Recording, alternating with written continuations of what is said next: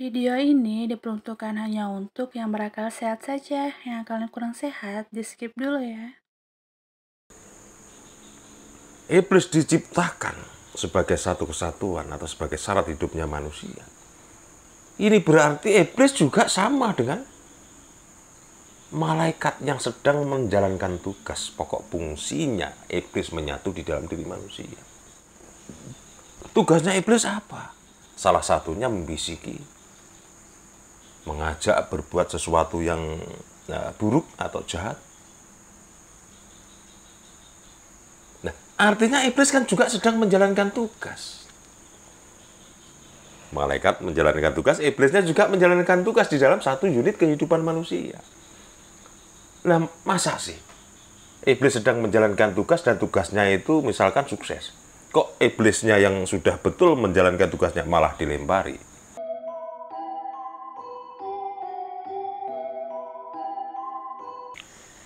Ini ada yang mau saya tanyakan. Tapi sebelumnya saya mohon maaf tentang pertanyaan konyol saya ini. Iya. Tentang rukun haji, lempar jumrah. Pada saat itu juga Nabi melempar batu itu Iya. untuk melempar iblis katanya. Iya. Nah, pikiran konyol saya ini sampai sekarang kok masih ada orang yang melempari batu. Iblis. Melemparin batu itu, Iya. iblis itu dengan batu. Iya. Itu bagaimana tuh? Apakah nggak hilang-hilang iblisnya itu? Itu. Iya, memang pertanyaan-pertanyaan yang konyol seperti inilah sebetulnya banyak yang mempertanyakan. Nah, tapi tidak ada keberanian untuk memunculkan ke permukaan. Maksudnya kan sekelas makom Nabi gitu loh. Ya, kan sekelas Nabi dan Rasul ketika itu melakukan jumroh atau melempar batu yang ditujukan ke iblis. Kenapa kok sampai sekarang iblis harus dilempari? Iya kan? Apakah lemparannya Nabi atau Rasul di zaman dulu itu tidak mematikan iblis? Kan begitu konyol pertanyaan kita ini. Jadi sebelum masuk ke pembahasan tentang yang sampean tanyakan tadi, ada sesuatu hal yang perlu kita pahami terlebih dahulu. Manusia, nah ini bukan manusia saja sudah, biar gampang dipahami. Suatu kehidupan, ini harus ada dua unsur yang dipadukan. Ini bagusnya seperti itu. Lampu harus ada positif dan negatifnya sehingga dia bisa hidup dan berbicara, mengeluarkan cahayanya yang terang. Iya. Jadi intinya satu kehidupan itu ada dua muatan yang harus dipadukan. Apa dua muatan ini? Muatan positif dan muatan negatif. Nah, manusia ini kan juga hidup. Nah, untuk kehidupan manusia ini positif dan negatif harus dipadukan juga. Positif dan negatif dari mana? Nah, ini yang perlu kita tahu. Iya. Nah, di dalam pemahaman hakikat, positif yang dimiliki manusia inilah yang dikuasai oleh malaikat-malaikat. Nah, sementara yang negatif-negatif ini yang menguasainya adalah iblis.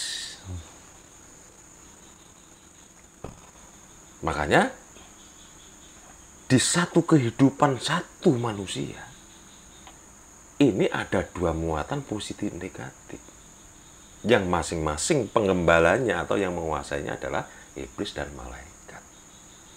Nah, dari sini kita bisa menyimpulkan bahwa adanya malaikat dan iblis ini adalah syarat hidup yang dimiliki manusia. Nah, ini sebetulnya sudah pernah. Saya kupas sudah pernah. Tapi tidak apa-apa dikupas kembali biar jadi pengingat. Iya. Malaikat dan iblis itu syarat hidup yang harus dimiliki manusia.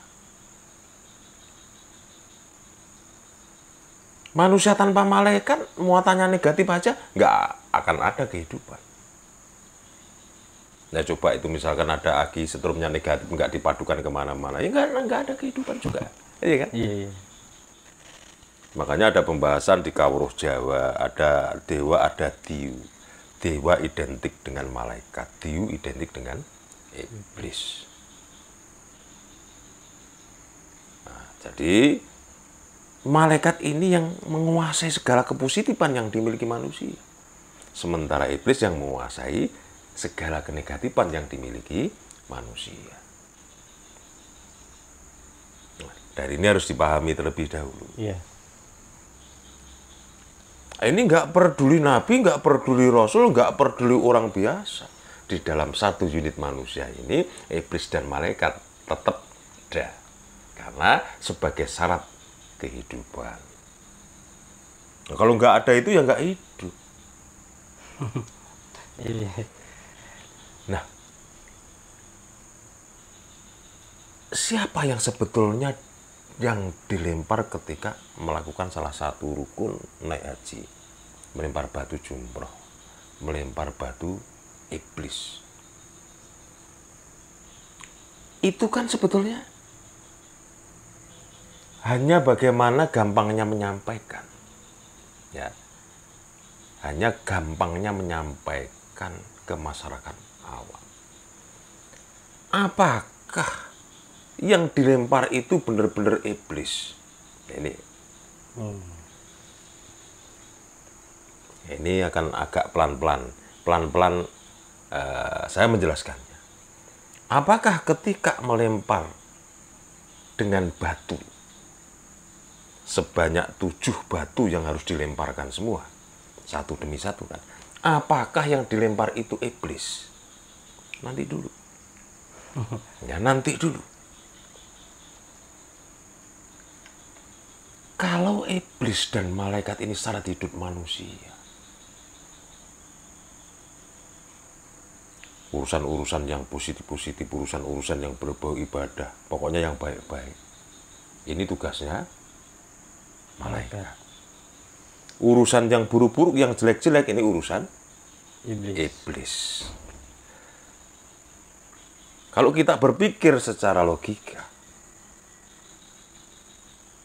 malaikat membuat atau menjadikan manusianya menjadi manusia yang baik, manusia yang soleh. Bukankah sudah sesuai dengan tugas, tupoksinya ya, tugas pokok fungsinya malaikat ada di dalam kehidupan manusia. Kan sudah tugasnya malaikat. Bukankah malaikat bertugas tidak berharap apa-apa? Iya kan? Iya. Nah ini ganti masalah iblis. Iblis diciptakan sebagai satu kesatuan atau sebagai syarat hidupnya manusia.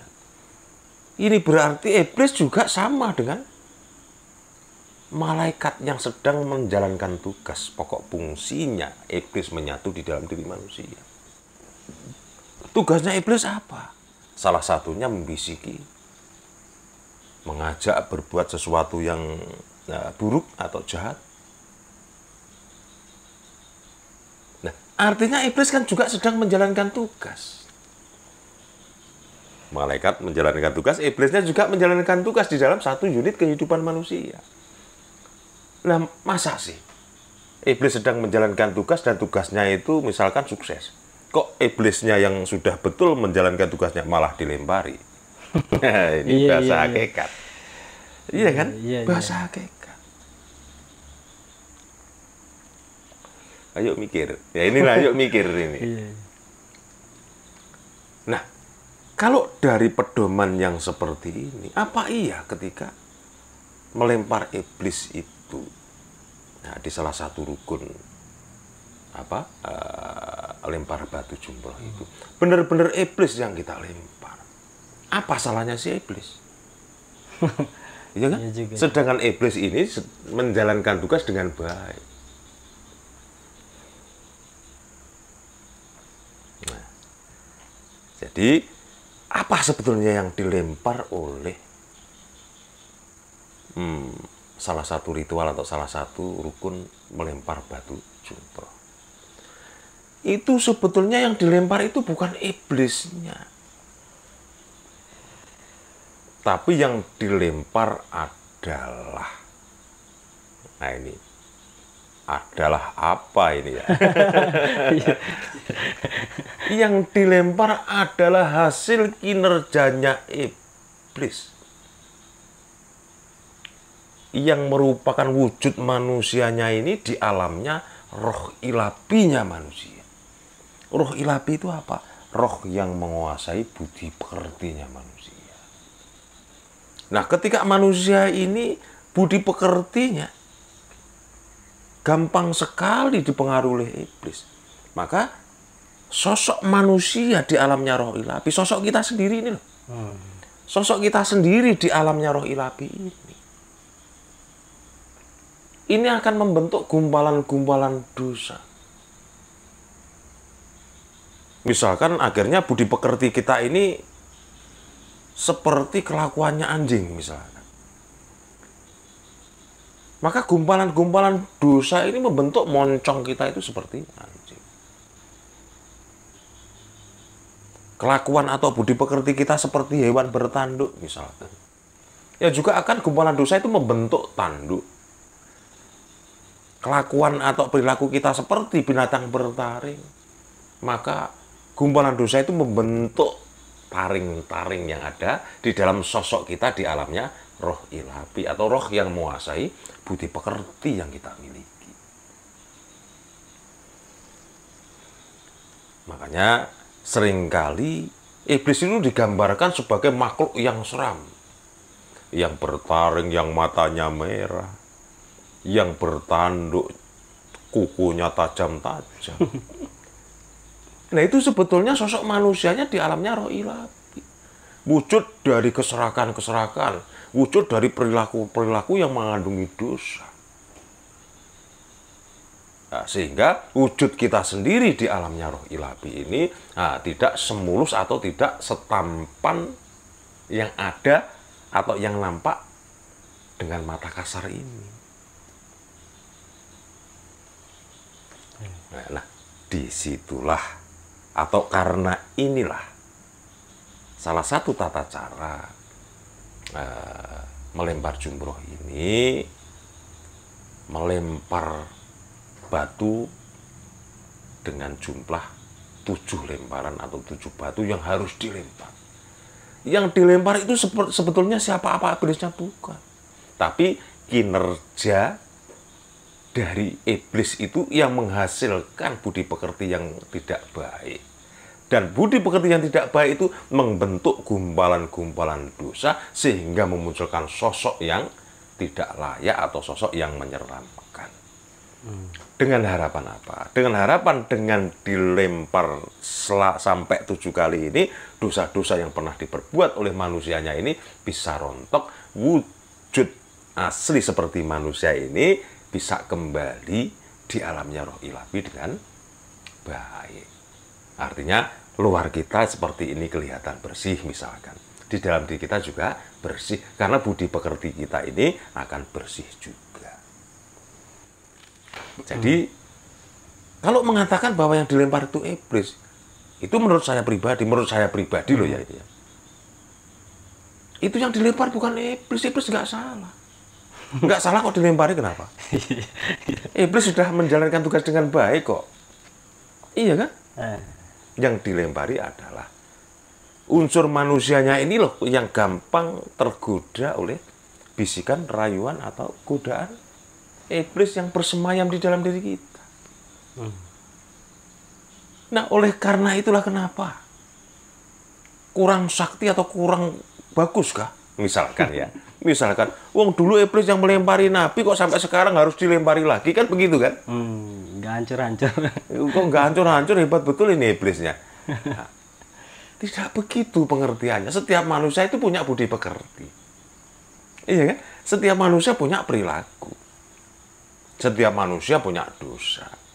Yang dilempari ini adalah sosok kita sendiri yang ada di alam roh ilapi kita, hasil karya atau hasil menjalan tugasnya iblis menjalan tugas dari Allah itu untuk menggoda manusia, membentuk sosok seperti yang menyeramkan itu tadi. Nah, wujud diri kita sendiri di alamnya roh ilahi dilempari agar budi pekerti kita menjadi baik kembali. Nah, di sini bukankah manusia ini semua punya budi pekerti? Dan tidak semua manusia budi pekertinya baik. Iya. Makanya Dirontokkan di situ ya. setelah melakukan peleburan dosa dengan melempar batu jumroh ini seakan-akan, nggak seakan-akan lagi sudah, ketika di sana pertama atau mula-mula bersih dari gumpalan-gumpalan dosa, itu akan terasa ringan. Makanya banyak yang merindukan pergi ke tanah suci kembali. Dan di tanah suci itu, nah, mereka merasakan kenyamanan, merasakan dekat sekali dengan Allah. Karena memang sedang bersih. Nah, tidak jarang juga atau tidak kurang juga, malah banyak. Seakan-akan kalau sudah selesai umroh, selesai naik haji, itu seakan-akan itu sebagai kita itu betul-betul bertobat, betul-betul merasa kenyamanan beribadah, merasa betul-betul dekat Tuhan, dan merasa benar-benar menjadi hamba Allah yang taat ketika masih di sana. Nah, ketika pulang di daerahnya masing-masing, kadang-kala malah merajalela. Nah, inilah Hajinya nggak mau ketinggalan. Nah, kadang-kala malah, oh saya ini haji, bayarnya mahal loh, kamu kok nggak mau manggil saya haji. Nah, itu pas di sana sebetulnya merasakan betul. Ketika selesai hasil kinerja iblis yang membentuk sosok manusianya sebagai sosok yang menyeramkan dan harus dilempar sampai 7 kali. Nah, itu merasa nyaman, merasa tentram di sana. Lah kenapa kok sampai 7 kali? Lah ini kan Iya. kita harus tahu juga. Itu yang mau ditanyakan tadi. Nah, iya kan? Iya, Nah, bukankah manusia itu secara global ada di dalam 7 lapisan? Nah, 7 lapisan itu dari mana? Dari bulu, kulit, tulang, daging, otot, darah, sungsum. Itu kalau dihitung menjadi 7. Makanya sebuah perbuatan yang sudah mendarah daging, yang sudah menulang sungsum, nah ini kan sudah menimbulkan sebuah dosa yang luar biasa. Oleh karena itulah, kenapa kok gak 14, ya kan? Nah, itu karena ada kias yang berusaha disampaikan. Berarti ada unsur ya. Kejadian asal mula manusia ya. Ya, termasuk ada kaitannya dengan itu. Ya. Nah, jadi sampai kapanpun ini naik haji ini tetap ada rukunnya, salah satunya melempar jumroh itu tadi. Karena sebetulnya yang dilempar adalah wujud atau sosok kita sendiri, wujud atau sosok budi pekerti kita ini loh, yang harus kita lempar, yang harus kita rontokkan gumpalan-gumpalan dosa. Hasil dari kinerjanya, tugasnya iblis yang ada di dalam diri kita ini. Ya. Kayak yang saya mau tanyakan lagi ini, itu kan sudah agak jelas ya. Iya. Sudah jelas malah. Itu sampai batu itu kadang ada yang diambil, dijadikan jimat itu. Itu seperti apa itu? Ya, itu tidak ada, sudah tidak menjadi rahasia pribadi lagi. Nah, sudah menjadi rahasia umum. Artinya banyak yang melakukan itu. Jadi tidak dilemparkan tapi dibawa pulang. Ya, mereka meyakini bahwa akan mendapatkan apa yang dia inginkan, khususnya urusan ekonomi. Ya kasarannya bisa untuk pesugihan lah ya. Apakah itu memang benar? Ya benar. Bukankah gumpalan dosa, perbuatan dosa itu muatannya kan negatif? Ini seiring dengan keinginan duniawi manusia. Keinginan dunia manusia ini juga nuansanya juga negatif. Ya kan? Nah, kemudian yang seharusnya untuk merontokkan dosa, untuk merontokkan kenegatifan yang dimiliki manusia. Batu yang untuk melempar ini tidak dilemparkan tapi disimpan, dibawa pulang. Artinya negatif manusianya ini sebagian yang tidak melempar dari sosok manusianya itu tadi. Maka unsur negatif yang dimiliki manusia ini akan semakin pekat. Karena tidak dirontokkan oleh lemparan kita sendiri. Akhirnya apa? Pulang dari tanah suci. Batunya dijadikan jimat. Ya, dijadikan jimat dengan harapannya gampang mencari rezeki. Tapi yang mau saya tanyakan ini masih sedikit bingung ini. Iya. Batunya ini ada apanya ini? Kok sampai bisa dibawa pulang jadi? Nah, sebetulnya kan masalah batunya itu ya batu-batu biasa, tidak ada apa-apanya juga. Nggak ada apa-apanya. Ya karena tersugesti. Oh. Yang pertama tersugesti. Tersugesti oleh dirinya sendiri bahwa meyakini batu ini akan bisa membantu dia memperlancar rezekinya ketika sudah pulang ke kampung halaman. Ya yang terjadi sebenarnya adalah negatif yang dimiliki manusia yang harus dirontokkan di sana itu tidak rontok. Nah, kenegatifan inilah yang akhirnya menjadikan dia berhasil atau yang menjadikan dia sesuai dengan harapannya. Artinya mengarah ke soal duniawi, mungkin pengelarisan, mungkin ya termasuk pesugihan itu tadi lah. Iya, iya. Nah, ini masuk akal sebetulnya. Jadi mensugesti dirinya sendiri. Iya, mensugesti dirinya sendiri. Nah, dengan menyimpan batu itu. Itu loh kadang dia tidak segan-segan lagi kok memamerkan batunya, batu yang di bawahnya. Iya. Dari sana kan ya. Iya, iya. Nah, ini enggak segan-segan memamerkannya. Ini tadi seharusnya yang dilempar ini kan 7. Satu ini tak bawa pulang. Nggak lengkap jadi. Iya. Loh, kok dibawa pulang kenapa? Besok biar bisa kembali lagi ke tanah suci lagi. Ya, ini kan karena nggak mengerti tentang hakikat salah satu rukun naik haji tersebut. Ini ada lagi yang mau saya tanyakan. Berkaitan tentang ro'ilafi tadi itu. Iya. Yang dirontokkan di sana. Apakah kan di sana kan kalau naik haji kan butuh uang juga, Mo, ya? Iya. Butuh uang. Sedangkan ro'ilafi berarti enak orang yang punya uang bisa dirontokkan di Mekah sana, Mo. Terus bagaimana orang yang nggak punya uang? Bagaimana dia cara merontokkan yang sudah menjadi sosok itu?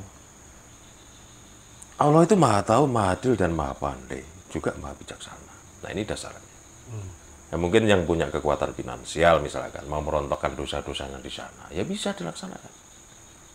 Tapi yang belum beruntung tentang masalah finansial yang dimilikinya masing-masing, ada tata cara yang lain. Nah contohnya misalkan ya, sholat Jumat. Ya sekian kali itu sudah sama dengan naik haji. Oh, ada kayak Ya gitu. kan? Ya. Kalau nggak salah sampai 40 kali Jumat kan itu kan. Iya. Nah itu sudah sama dengan naik haji. Malah lebih abdul. Iya kan? Iya. Lebih abdul. Nah, ada tata caranya seperti itu. Nah sebetulnya ada tata cara ritual-ritual tertentu sebetulnya. Bagaimana untuk bisa membersihkan gumpalan-gumpalan dosa yang kita miliki itu sebetulnya kan tata caranya kan banyak. Jadi tidak harus sampai lempar jumroh di tanah suci sana, tidak. Makanya Allah itu maha bijaksana. Oh, iya. Karena juga ada kan sholat taubat. Nah, itu kan istighfar, termasuk dan salah satu lain-lain. caranya. Berpuasa, kan bisa. Iya, iya, iya. Nah, terus apa lagi yang mau ditanya? Tak kira harus ke sana dulu merontok kan. Tidak, tentu tidak. Bagaimana dengan kita ini? Nggak ada duit. Yang ke sana kan. Ya kalau naik haji jangan tinggi-tinggi lah. Yang rendah-rendah saja cukup. Cukup kita merutinkan sholat Jumat kita. Atau dengan berpuasa. Hasilnya bisa sama. Bisa sama ya. Intisarinya kan dalam proses perontokan atau pembersihan dosa. Nah, tapi kalau secara proses misalnya, kalau misalnya kita lempar jumrah di Makkah sana, Iya. itu kan proses peleburannya lebih cepat berarti, Mo, ya? Iya.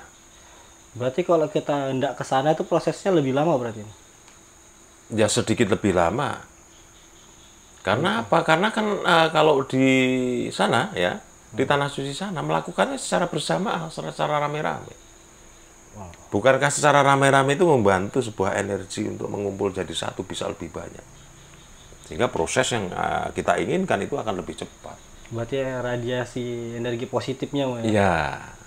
Nah, itu kan sama dengan ketika tawaf itu saja ya. Tawaf itu kan energi positif yang muncul dari proses jamaah-jamaah ini mengelilingi Ka'bah.